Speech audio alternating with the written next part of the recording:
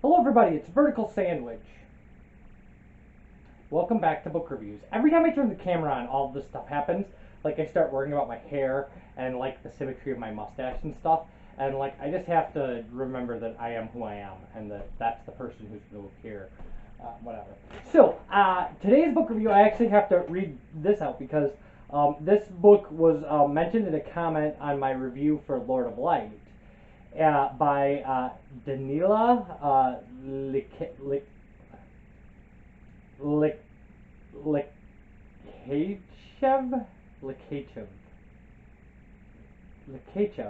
Yeah, Danila Likachev.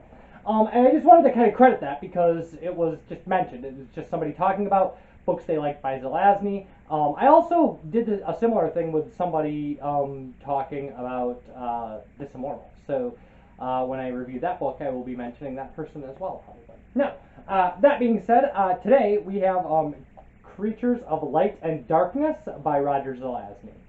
So, so some interesting things about this book. It's from 1969. And apparently Zelazny wrote it as an exercise, and I assume must be Samuel Delaney heard about it and talked to Zelazny's publisher and made Zelazny's publisher demand this book, and that it was published. Now, the person who suggested this book said that if I liked Lord of Light, this was kind of similar, although more experimental. And that is absolutely and totally true. In fact, to me, I thought this read as almost a sequel to Lord of Light. Like, not integrating the same characters, but using, similar... I know that Zelazny is well known for taking mythologies and overlaying them in sci-fi concepts, but this one really reads a lot like in the same fashion as Lord of Light, but goes way further. And it's funny because I liked this book a little less than Lord of Light, but I think I liked it less than Lord of Light only because the initial surprise of finding out, like reading Lord of Light and finding out how amazing the concept could be and how well it could work, I think that added to my enjoyment of Lord of Light. I don't at all think this is a worse novel. In fact, I think it's a fantastic novel. So there's your book review. Good night, everybody. Good night, everybody. I publish these at 8:30 in the morning, my time zone. So, all right. So let's just look at the book. The book is we can read the back. For this dark time, we'll simply refer to him as the Man, because his name has been taken from him. There is no reason to be more specific at this point. The Man has been dead 1,000 years. Now he leads the legions of dead he has assembled at his master's command and approaches his master. Prostrating himself before his master's throne, he says, "Hail, Anubis, master of the house of the dead." Anubis lowers his black muzzle slightly, and his fangs are white within it. Red lightning, his tongue darts forward, re-enters his mouth. He stands. "I have a mission to the middle world." So, the construction in this novel is there's the house of the dead, the house of life, and then in between is the middle world. And all human beings live in the middle world that are alive, right? Maybe. Are there living people in the house of life? I don't know. And some people are immortal. There is a numbered amount of people who technology has eventually granted them immortality. There you go. They number less than 300. Okay. So, so this man is given, wakes up in the house of the dead. Anubis says, "Listen, when you came here, I promised if you served me for 1,000 years, I would give you a name." And he does, and he says, like, "Now I have this mission. You have to go to the middle world, and you have to kill this guy who is known as the prince who was 1,000." And that's this guy's job. And then in the house of life, a similar thing kind of happens, and these beings are kind of let loose on the middle worlds, and they go do stuff. They go do stuff. Like, they go do things. So let's just read a little bit, and then we'll talk about the book. So the town scryer of Liglamenti. Horus had entered the middle worlds, and he comes to the world of mists that is called Dinari by its inhabitants, meaning place of contentment. By the way, Horus is the son of the master of the house.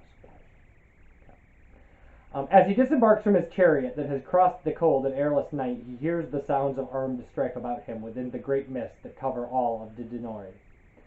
Slaying with his hands the 3 knights who fall upon him, he comes at length to the high walls of the city of Ligolamenti, whose rulers have in the past had some reason to consider him a god kindly disposed towards their welfare. Didinori is a world which, though it lies within the tides of the power, has never been subject to the plagues, the wars, the famines that limit the populations of the other midworlds.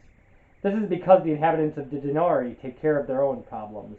Didinori is made up of numerous small city-states and duchies, which are constantly at war with one another, uniting only for purpose of destroying anyone who attempts to unite them on a permanent basis. Horus approaches the great gates of Ligolamenti and bangs upon them with his fist. The booming sound carries throughout the city, and the gates creak upon their hinges. A guard hurls down a torch through the gloom and follows it with an arrow, which of course misses its mark, for Horus is able to know the thoughts of his attacker and mark the line of the arrow's flight.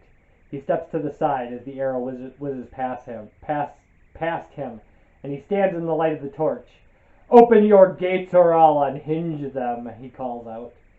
"Who are you that walks about weaponless, wearing only a loincloth, and would give me orders?" "I am Horus." "I do not believe you." "You have less than a minute to live," says Horus, "unless you open these gates to me. Your death will be the proof that Horus does not lie. I will then unhinge these gates and enter here, walking upon you as I pass in search of your lord."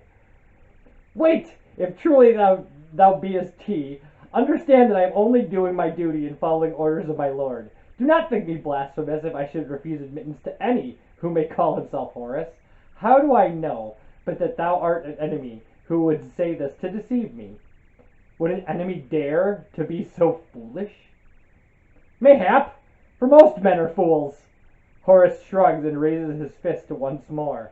A vibrant musical note stirs then within the air, and the gates of Ligolamenti shiver upon their hinges and the guard within his armor. Horus has increased in stature by now to nearly 3 meters. His breech clout is the color of blood. The torch flickers at his feet. He draws back his fist. "Wait!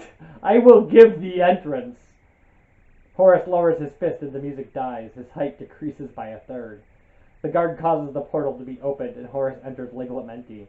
Coming at length to the fog-shrouded palace of its ruler, the Lord Dilwit, Duke of Ligola, Horus learns that word of his arrival has preceded him from the walls. The somber, black-bearded duke, whose crown has been grafted upon his scalp, manages as much of a smile as he is able. That is, the showing of a double row of teeth between tight-drawn lips. He nods slightly. "Thou art truly Horus?" he asks. "Yes." "It is told that every time the god Horus passes this way, there is difficulty in recognizing him." "And no wonder," says Horus. "In all this fog, it is rather miraculous that you managed to recognize one another." Dilwit snorts his equivalent of a laugh. "True, often we do not, and slay our own men in error. But each time Horus has come, the ruling lord has provided a test. The last time, for Lord Bulwa, I sent a wooden arrow into a 2-foot cube of marble, so that either end protruded from a side." "Thou rememberest!" "Of course. I am Horus. Do you still have that cube?" "Yes, certainly." "Then take me to it now." They enter the torchlit throne room, where the shaggy pelts of predators offer the eyes its only diversion from the glittering war weapons upon the walls.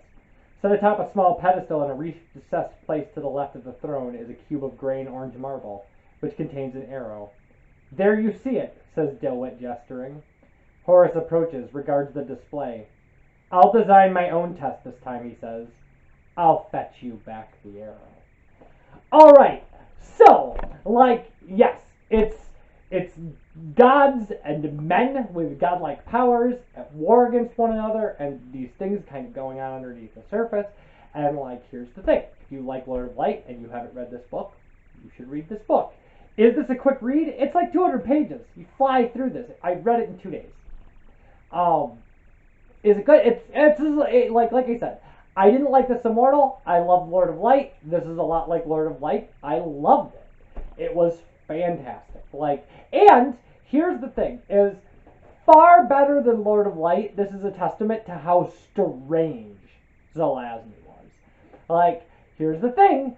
I'm a sucker for strange fiction. Like, when people kind of go beyond, like, that's my thing about science fiction. I hate space battles because I think space battles are boring for the most part. Like, I don't want to read Star Wars in some other universe or some other, like, I don't want to read that. That's not what I want to read. However, so what I like is when science fiction gets strange. Like, it gets really strange. And Zelazny is strange. Like, Zelazny is weird. The one thing that jumps out to me more than anything is there are these oracles that are machines that will tell you the future as long as you sexually pleasure them, and they like look like the bottom half of a woman, which is, to me, is just like so correct. Like, somebody wrote that and went like, that's awesome. And like, I read it and went, that's one of the weirdest things I've ever read. And there you have it. That's a thing that happens in this novel. And like, that's what I love about Lem and Zelazny. As like, there's a special place in heaven for Stanislav Lem and Zelazny, just a room where they get to sit inside and like talk to one another because nobody else would understand the ideas coming out of them. And like, that is my assessment of those two authors, and I love it. I like every time those guys go past a boundary that I don't think like that I didn't even know existed. Yeah, absolutely. And like, I know you hear that concept and you go like, well, that's disgusting, and it is.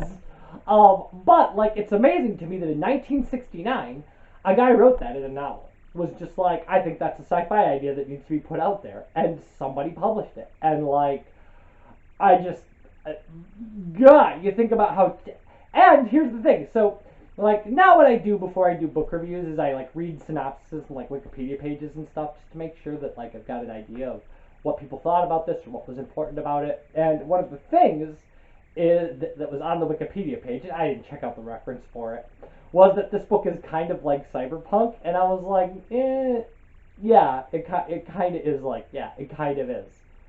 It kind of is. Like, that's the thing that people who wrote cyberpunk like read and went, more of that, please. Like, more, because that's the kind of concept that belongs in Neuromancer.